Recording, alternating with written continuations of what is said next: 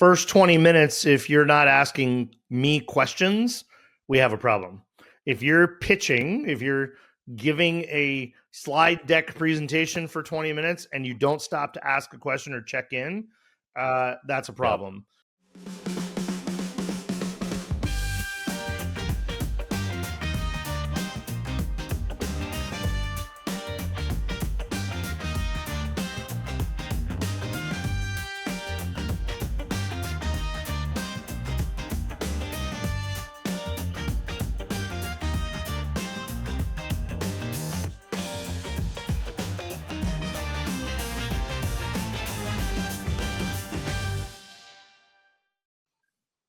Hey, good morning, everybody. It's Michael, Beck, and Chad Horn reporting live with another episode of ChatGTM. What's up, Chad? Hey there. What is this, episode number 107 or something like that? I think we're closer to 10. It depends on if we count like the CES stuff. And so sitting next to us with a slightly puzzled face is Mr. Troy Hooper. What the world might not know is that the podcasting solution we use right now, Squadcast FM, they took away our green room. And so we debate whether or not we're going to pretend Troy's not here and just talk like this. And then post-scene, we'll bring him back in. But yeah, so here we are. We have, look at that. He just revealed himself, Mr. Woo! Troy Hooper. Woo! One of my favorite CEOs in the world. One of my favorite brands on the planet. Pepper Lunch, something sizzly, delicious. I can smell it right now. I can hear it if I think about your food. And every time I go in there, I'm like, God damn it. And I didn't have enough. You're just hungry. It's noon on the East Coast, so you're getting hungry. You know what? I think you just nailed it. It was lunchtime. You get hungry. So speaking of hungry, how you doing today, Troy? Where are you? I'm good. I'm not hungry. I'm in Los Angeles, where I reside. It's mid-morning for me. Yeah, and just excited for it's a beautiful 70-degree and sunny day in Southern California. Ooh, the reason everybody moves out there. I'd be wrong if I didn't ask this. Everybody in your family, everybody that went through the fires that is everybody kind of getting back to normal? Yeah. I mean, everybody knows somebody or knows somebody who knows somebody, and it's sort of life as usual, which is one of those weird things, right? Some people's lives are completely upside down, but the rest of us have to go on. We got to keep the lights on and keep the business rolling. So, a lot of people impacted. Pretty concentrated geography, but we're all good here, and everybody, friends and family wise, on our side is all good. Thanks for asking. Oh, no worries. It feels like in any of these situations, like people actually, the worst situations bringing out the best in everybody. Like, yeah, for sure. Signs in the yard go away. People just show up, ask you what you need. How can we help? Yeah, a lot of restaurants here in LA rallied and just showed up and started serving food. I mean, under a tent, on a table, out of a truck, didn't matter, and that continues. I know a lot of folks giving of their time, money, et cetera, and, volunteering and bringing food, whatever it is. So, yeah. I love it. That's how we do. Right. Well, here, so that's actually setting things off on a good tone. For anybody that knows Mr. Hooper, I don't know. Everybody should by now. Well, if they don't, they're probably in a box somewhere.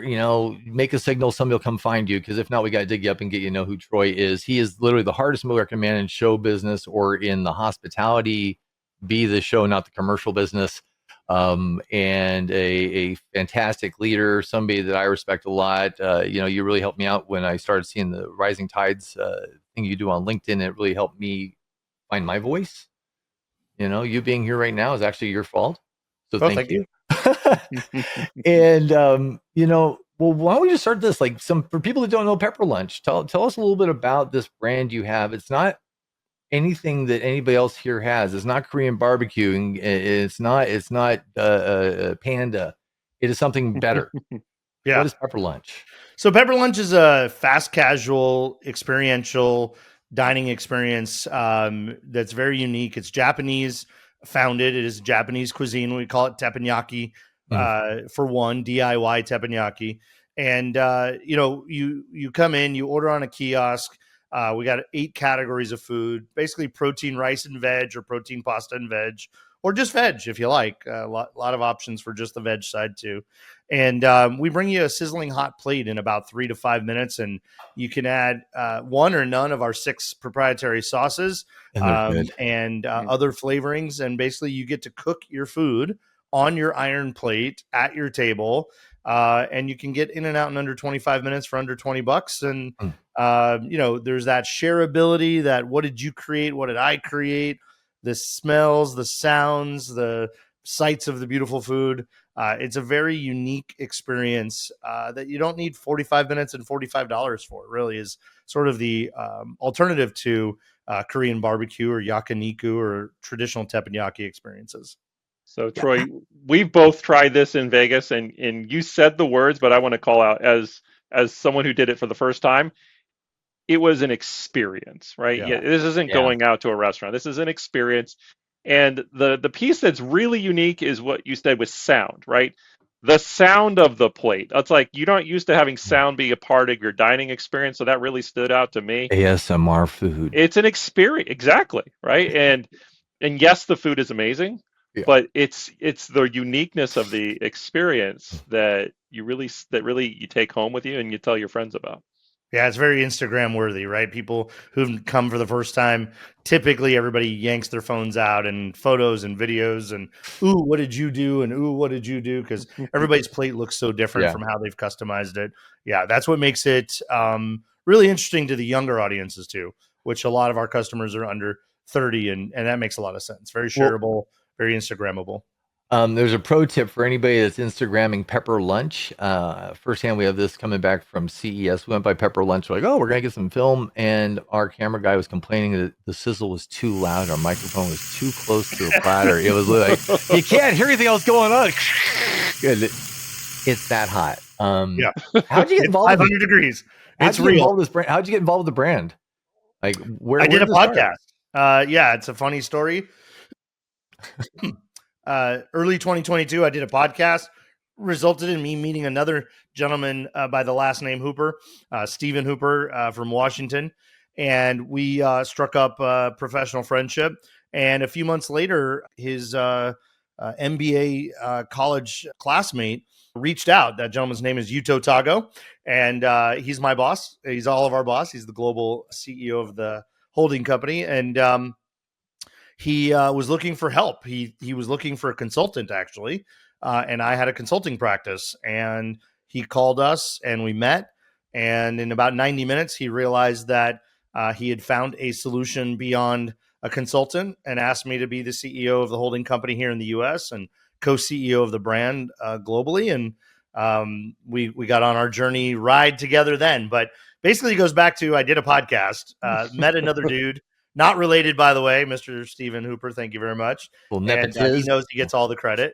And we got on this journey in February of 2023. We announced my role, although me and Mark Bailey, my COO, had already been here for a few months, getting things set up in the background and helping establish the plan. And off we go. And, just barely over 2 years and 3 weeks ago, we got started. And we're sitting here with 75 stores under active development in the United States, and lots of expansion on the plan.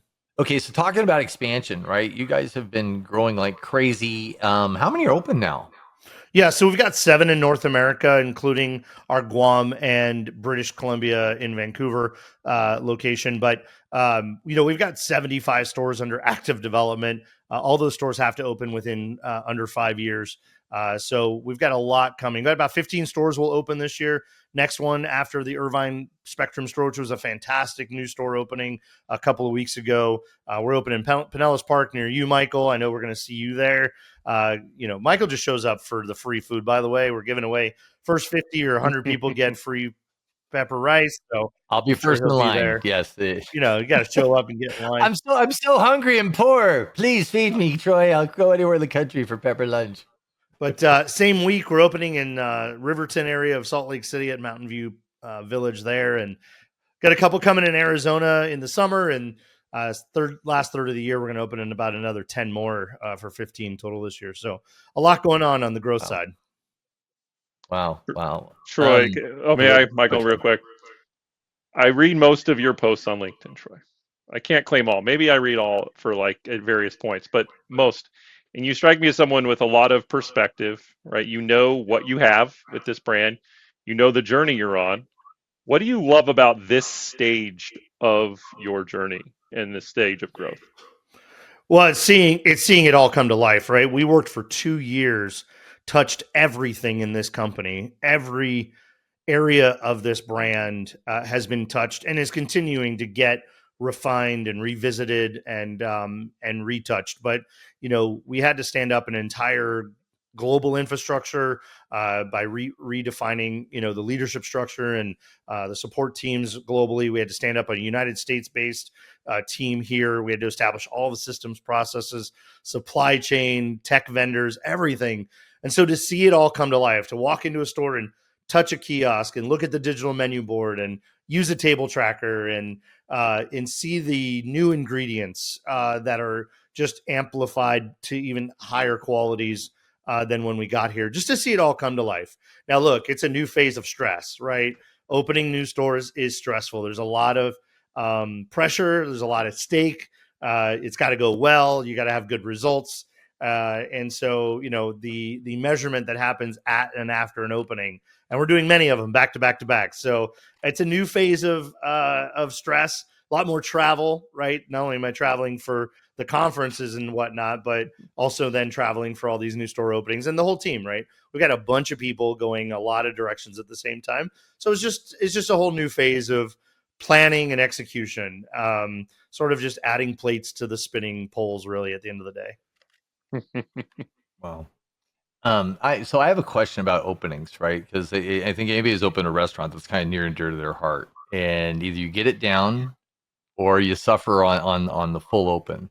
What are some like the things you learned along the way, or like this is what we have to nail at every store before the doors open? What do we have to get down pat? Yeah, don't run out of food. You plan for 500 people a day and 700 show up. Don't run out of food. Little silly things. Our EDI system, our ordering system through our distributor, was set up, and there was some toggles where you could choose case or can, and the franchisee kind of went fast and placed their second order. There was sort of the pre-open VIP friends and family week, the soft opening, the unannounced soft opening test couple of days, and then you have to reorder for the big grand celebration where all the people are being advertised to and coming out for the free food.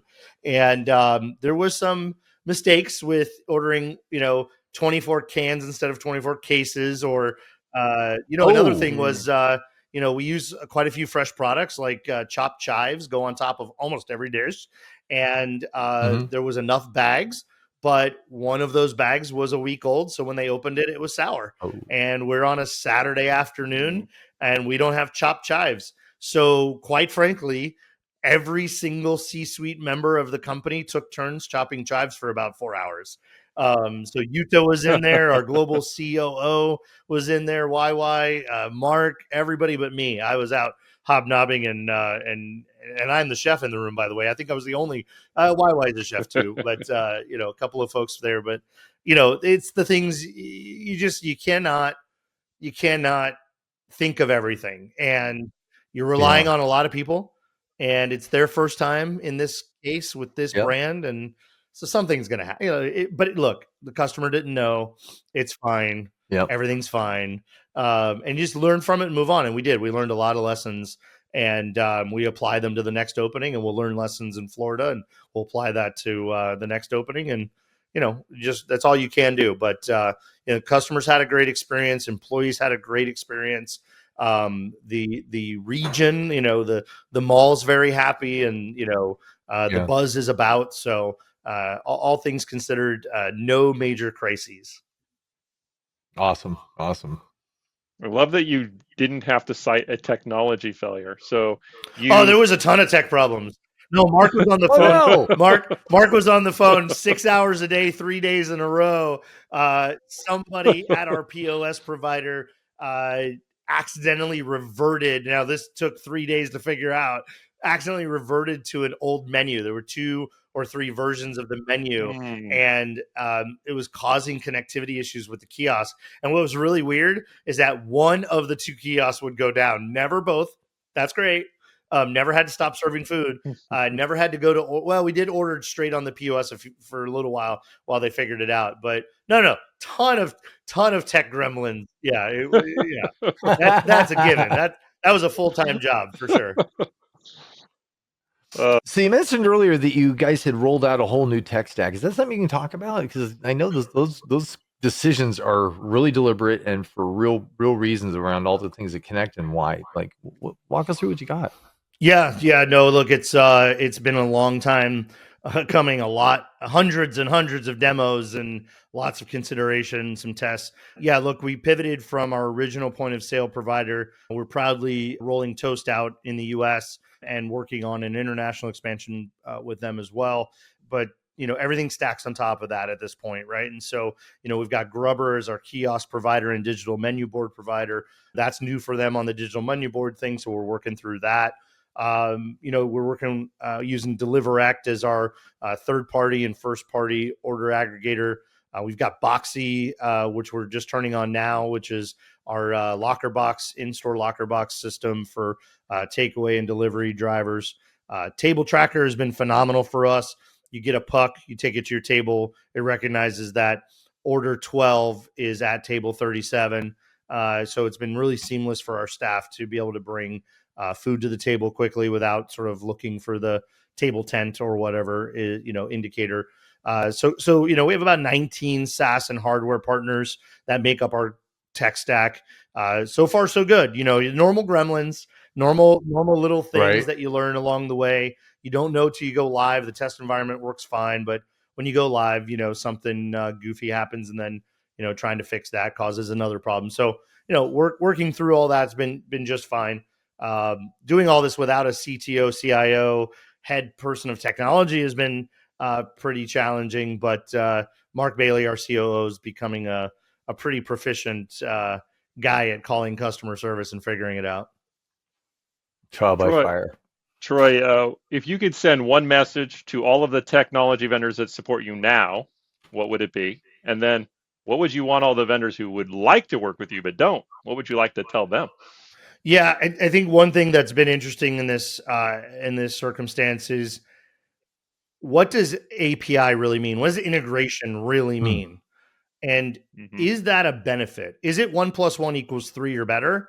Or is it 1 + 1 is 0.75 or 1.85? Right. In some cases, integrations actually degrade the feature sets of one or both of the tools.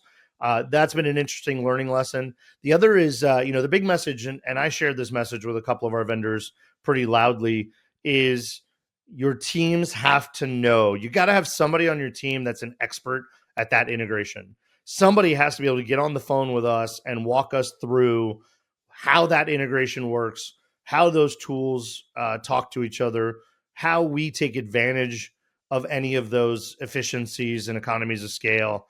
That's been a real challenge. It's a buzzword, API integrated. Yeah. But what does it mean to me as the operator or my franchisee using the tools? I think they all need to look internally and think about their onboarding process and their implementation process and how well they understand those benefits and how they can articulate those benefits in a way that I can take advantage of them and utilize them. That's been pretty challenging so far, and I get, honestly, that's the most important thing for anybody thinking about, coming to the table. The sale is one thing, but implementation's another. And how are we going to be supported in the training and onboarding and implementation phase? But how are we going to be supported once we go live? Because I'm not in the IT help desk business. We work with Science on Call. Yeah. Our franchisees can call them, but when it comes to the installation and the initial implementation for the first time at each franchise group, it really falls on us and the brand to be the expert. And we need a little more help from our partners in that regard. That is a amazing point, especially since it's the feedback for both sets. So if you are a tech company out there and you have someone on your team with a title similar to integration implementation manager, right? Their job description is what Troy just said. Give yourself a pat on the back. If you don't, consider adding that role. Okay, go ahead. I was just going to say that, in our audience, a lot of tech founders, and they're all trying to figure out how to talk to people like you and to understand what people like you and people in your position of authority are thinking about when they select these things, right? What is the challenge you have when you're working with vendors? Like demystify it for them, because everybody's trying to get in line to talk to you, right? And sometimes no is no, and sometimes, hey, I might be interested, but buzz off. Just help people listening understand, you got a lot you're sifting through, but what are the things that they should pay attention to or be sensitive of an executive like yourself that may be a fit for them, but hey, listen, here's some things. If you knew that, you'd probably approach it a different way. Does that make sense? Yep. First 20 minutes, if you're not asking me questions, we have a problem. If you're pitching, if you're giving a slide deck presentation for 20 minutes and you don't stop to ask a question or check in, that's a problem. Yep. The second is making assumptions. You're making assumptions about my business without understanding my business. So I get a lot of, in the sales pitch or process, I get a lot of examples of, yeah, I know this is a problem for you. Well, if you understood my business, it's actually not. I don't have prep. Yeah. Okay. We have zero prep in the building. We don't use knives. Yep. That would be just a random example, but there's things about Pepper Lunch that's very different. We have different challenges from a lot of people, but we have less challenges than most. And so, making those assumptions without checking in or asking questions, it's wasting your time. It's wasting my time. You're sort of just going through a script. Let's make this conversation. Hey, Troy, Pepper Lunch is unique. I've read some things about it. Here's what I think our product can do for you. But in that area, what challenges are you having, or what would you like to see, or what would you like to have happen in a perfect world? Ask me what I need, want, or think is an issue. And then you can give me some outside perspective and be additive to that or be empathetic to that. But that would be my sort of big overarching recommendation. And then to your point, Michael, for me, it's never no. It's always not now. Like, and whether that's look at it and no, not now because you're not ready, tech founder company, or I don't need that right now, or mostly I don't have capacity right now. Like I'm up to here with tech right now. Like leave me alone, tech. Everybody's like, oh, you going to Mertech? Absolutely not. I am not going to Mertech or FS Tech unless the conferences want me to come talk about this exact subject and tell tech founders what to do a little bit better. Look, I'm an advisor on multiple tech companies. I'm a co-founder of one. I'm very empathetic, probably more so than most. I'm very curious. I'll take the demo just to learn what people are working on. Chad knows that from previous roles. Others in this business know that. I want to keep my finger on what's going on. And you just never know when it's going to be a fit. I'm one of the best referrers of things out there, right? It may not be for me, but other people come to me and say, hey, Troy, what do you know about this thing or that area? Or I'm looking for something, or I'm talking to so-and-so. Have you heard of them? What do you think? So we're out here talking to each other. Just another thing for tech founders is there's a ton of roundtables. Informa has the Nest group that I'm in. We've got the Rising Tides group with Sean Walchef. BWG is an industry focused group that interviews CEOs and other C-suite members based on very niche topics. So we're out here listening to each other. We're talking to each other. We're asking each other what we're working on or what we're using or who we're recommending. Just because it doesn't make sense for Pepper Lunch today doesn't mean never, and it doesn't mean I can't be a really good friend when somebody calls and asks as well. Then you have time and capacity. I know Chad's dying to talk to you about a tech piece here. Before we get onto that, though, I want to wrap up with Pepper Lunch because I have a feeling we're going to riff on this next part. That's really cool after that. So I spent 15 or so years doing food costing, inventory management, food costing, labor scheduling, all that stuff. I know that you don't suffer from one of those. Right. Just like you said, I can imagine every back office guy in the world is calling you up going, hey, I got something to help you with your food costing. You go, sorry, man, it's not a fit. And they're going to scratch their heads. I think there's two conversations. One, why they shouldn't call you. And two, why your franchisees and potential franchisees should be excited about this element that they don't have to worry about. Can you share that with us? Yeah, so two parts to that is that we have no prep in the building. I mean, at the end of the day, we do two things. You push two buttons and you make the perfect container of rice consistently, as long as you do it with enough lead time to not run out. Wink, wink. Something you can run out of quickly if you're not paying attention. By the way, one bin of rice at Pepper Lunch is 35 orders. Okay, very simple math. Wow. You need one bin for every 35 orders. So do the math, stay ahead of it. And then we grind black pepper daily to have fresh ground peppercorn in the flakes that we needed. But in our scenario, everything comes in sliced, diced, chopped, vacuum packed to the portion size of our determination. The hardest thing is predictability. So for us, once you've got a few weeks under your belt and you've been running your business for a minute, our volumes are very predictable across the menu mix. And so all you have to do is properly slack the right amount of food. And so as long as you have the right food defrosted by volume and it's put into its bins with its lids, you're ready to react and get what you need on the table. So, for us, it gets really predictable and really consistent overall on a store by store basis, what they're going to go through when. Every Tuesday is very similar. Every Wednesday is very similar to the Wednesday before, et cetera. And so for us, that inventory portioning and waste management is really well defined very early on in each store. And once it hits, it stays pretty consistent. So I'm not saying we definitely use an inventory management control, ordering and, sales mix management system.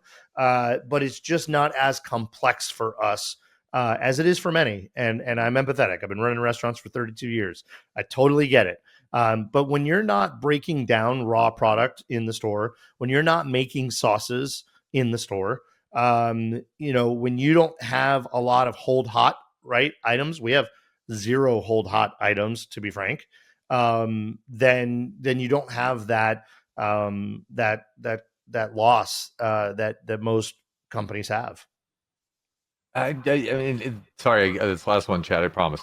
So there's a waste coefficient that you see in other restaurants, right? That have that prep, that have that hot, that have all these other fresh items that are sitting or holding.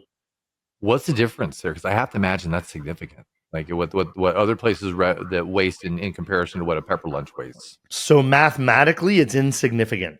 So statistically insignificant waste.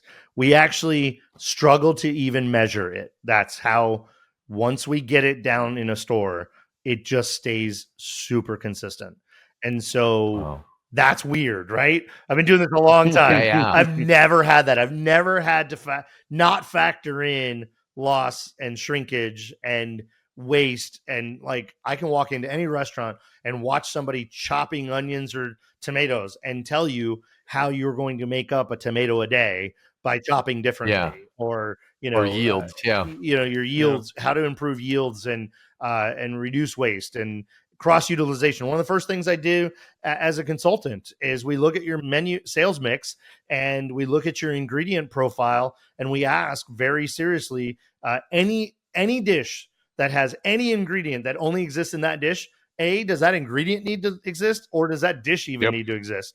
Because eliminating entire ingredients from your process has so many downstream positive effects. So, I totally empathize with all those out there. Pepper Lunch doesn't have that problem. Love it. All right, Chad, I'm gonna let go for a minute. All right. Well, Troy, you kind of snuck this in there earlier, that you are, on top of everything else, a co-founder of a technology company. And clearly you can empathize, right, with the restaurant operator's experience. Now, on the other side of the fence, tell us, I think it's also worth noting, and the technology in the industry. And so in the midst of that, you felt it was necessary to create a new solution and bring it to tell us what you're doing and what problem you solve. Yeah. So you guys, bogarted this in some way. You're stealing the announcement. So you're welcome. Breaking news. Here we go. Breaking news. When this hits the air, it'll be the first time I've said it publicly on air or in the digital realm. Right. Yeah. Look, my My first hire was a technologist, a UI UX guy. I said, look, I need to start off on day one. I need to get out there and have some tactical advantage in the marketplace selling franchises. And so I hired Jonathan Whiteside, who owns a development company, a team of developers, and they've created a lot of products and solutions for themselves and for other companies, et cetera. And he started stitching together a 24 SaaS product ecosystem for Pepper Lunch to run its franchise business, to run our day-to-day business.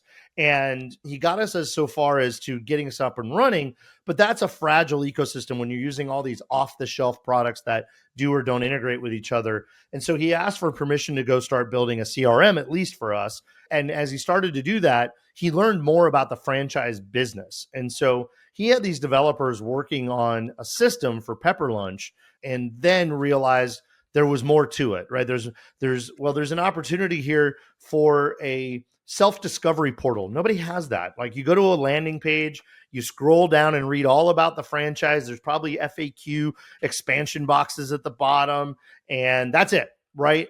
Well, it's not dynamic. It's not as interesting, and it's not really a progressive, prescribed process. You can't control A to B to C to D in that process. So we asked them to build this franchise sales portal, this discovery or information portal, where you start with a video welcoming from me, and then you learn about the brand, you give us some more information, you learn more about the brand, you give us more information. And it really took what was a 5-person sales team to qualify, vet, get you on a call, like literally call schedulers, right? To log in, read this information, interact with this information, interact with us, and this sort of self-discovery process. And once we built that portal, then Jonathan's team realized there's a lot more to running a franchise business than just the sales funnel, nurturing, pipeline management, communication management, scheduling management, et cetera. There's a lot more to it. And so that team went off and started building what ended up being a product called Franchise Systems AI. It's franchisesystems.ai, and it's an franchise operating system. Everything from marketing and attribution and lead nurturing, all the way to compliance and reporting and ACH royalty collection, onboarding your franchisees, training your franchisees, sharing assets like manuals and marketing libraries, and all of these things that we have to do. We have to track their leases. We have to track their insurance. We have to track their HR processes. We have so many things as a franchisor to keep our finger on, that we had to have a way to do that. And Google Drive plus Gmail plus Calendly plus, a project management tool like Asana, everybody has to be an expert in all these softwares, and nobody's an expert in any of them. And so this franchise operating system will cover every department in the franchise business. And how do I know that? Because it was built for ours, right? It was built for a private equity organization owning a brand that may own multiple brands. And now Pepper Lunch got to be the alpha for the whole process. We've got 8 brands, franchise sales organization, multi-unit brand ownership with multiple brands, and then other single unit brands of all genres, sizes, growth models, et cetera. So we have 8 beta customers, 9 actually as of this week. And we're coming out of beta phase and going out of stealth and coming to the market officially, quietly. They started selling at IFA. So full disclosure, my wife left her career of 16 years in luxury event and property sales for the hotel industry. And now she's going to lead sales for FSAI.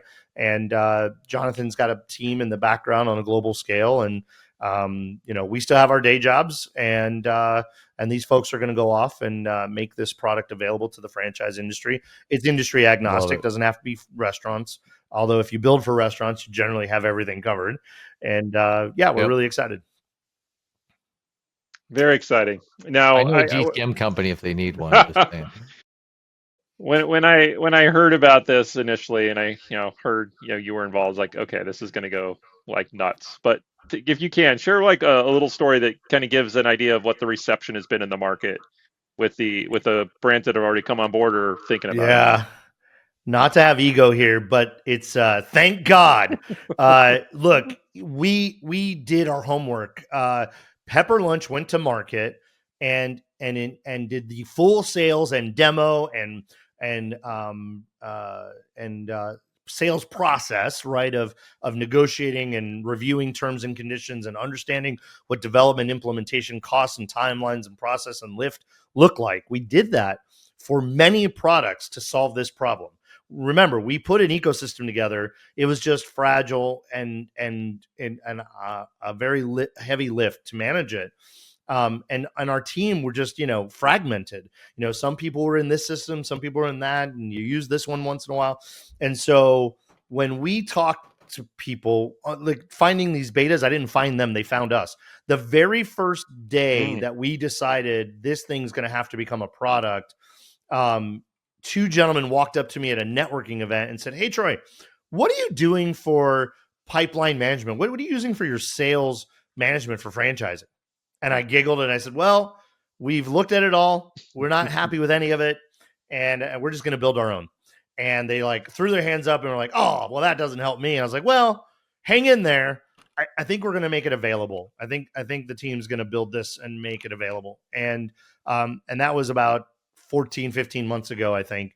And so we're sitting here in a moment where people are looking for these solutions. Mostly they're looking for the sales CRM pipeline management piece, but they also want like, what then, right? How do I then manage my franchisees? How do I communicate with them? How do I share with them? And so quite frankly, every person that has had a conversation with me, I've mentioned it and they've all begged to come on board and have come on board. So that gives us a false sense of the market. But what I know is that I've talked to a lot of people and not told them about franchise systems, and I've listened to them have the same issues. They're not happy with the system they're using.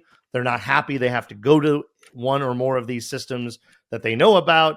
They're looking for an alternative, and it just didn't exist. And so when you build something for the people, by the people, to solve the problem that nobody else is doing a good job at solving, it's pretty hard to miss on the opportunity.